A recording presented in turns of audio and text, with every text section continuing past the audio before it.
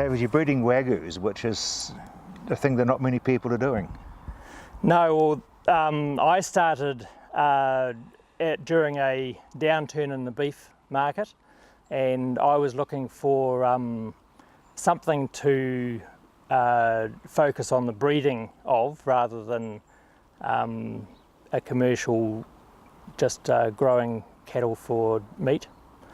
I'm more of a breeder than a producer, and in the Christchurch Press there was an advert for Wagyu cows in calf up in North Canterbury at the Earl family property, and so I went up there and was really taken with the whole concept of Wagyu cattle, which is a Japanese breed that are specifically known for their marbled tender meat, and the whole history of the Wagyu cattle, which is quite recent to the Western world, has actually always been quite fascinating to me. How did they end up here? They ended up here, actually Earls were probably some of the first people to bring them in, definitely to the South Island, but the availability of the genetics on a world scale were also relatively recently, in that America challenged Japan to prove their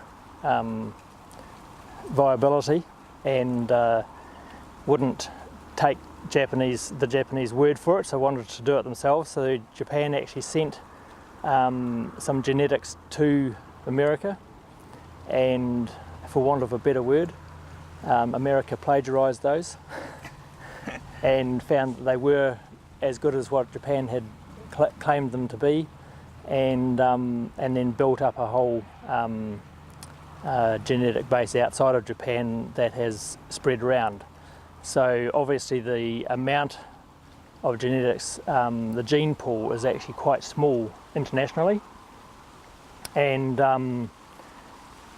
I was able to get what Earls had started, which was a first cross Wagyu cow out of a stud book Angus cow.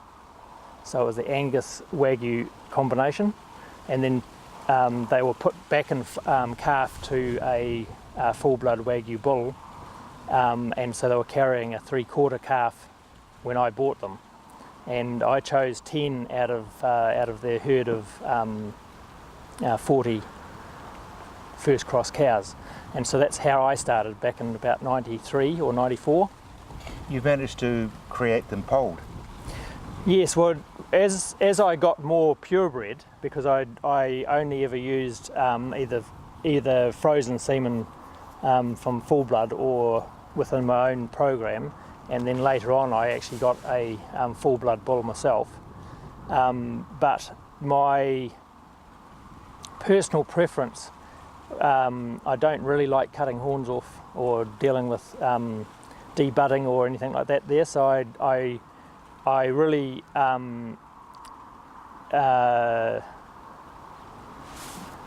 tried to bring forward the polled gene.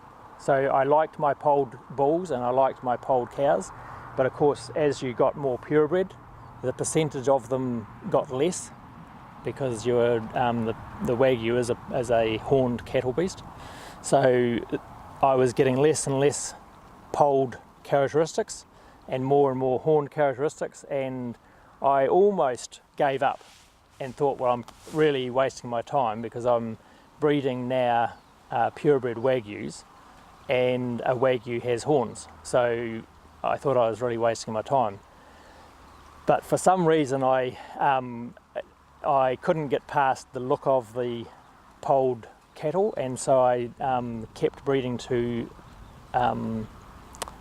for my polled cows. And about 5 years ago I had a calving that I felt represented what I liked as a line of cattle, and I kept one of those bulls and named him Marshall 1, and he is now 5 years old, and this heifer here who's 18 months old. She is actually his oldest daughter, and so she is the sort of the next generation of when I felt that I had arrived at a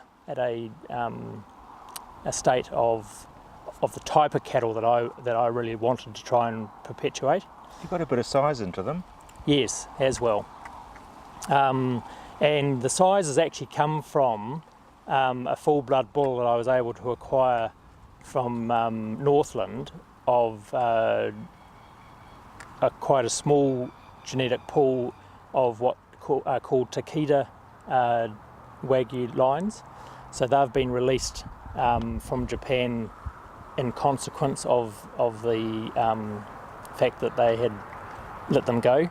So the Takeda lines tend to be a bigger cattle beast and a bit more range about them, so that definitely has influenced the cattle that I've now got.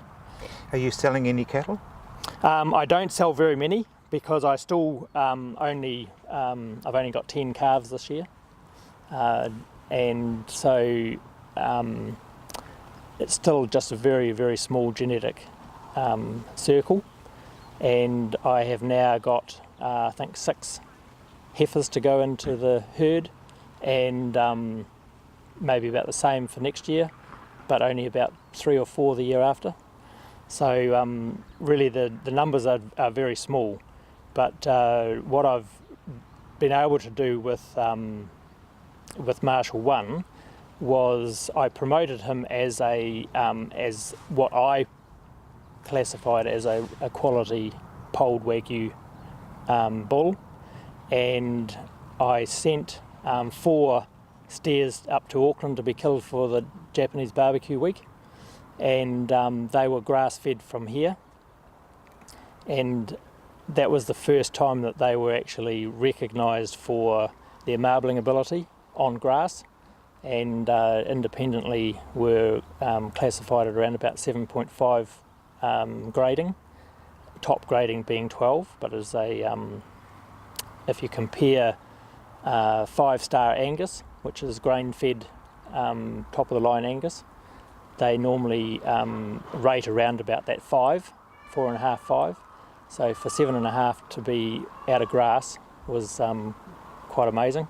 So that Japanese, was that a festival in Auckland, or were you sending it to Japan? No, that's a festival that was in Auckland, and they were looking for some Wagyu meat. Okay, because if people can get hold of it, it's an amazing meat, David.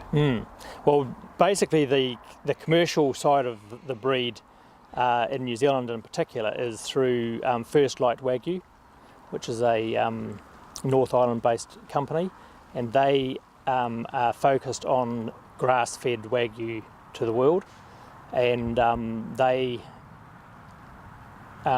supply most of the markets in New Zealand and export a lot.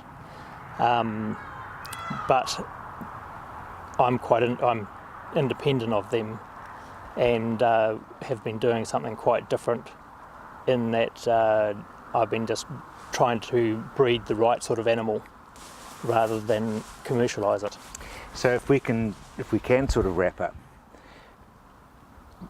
New Zealand Wagyu, grass-fed, can actually stand up and be proud against the rest of the world.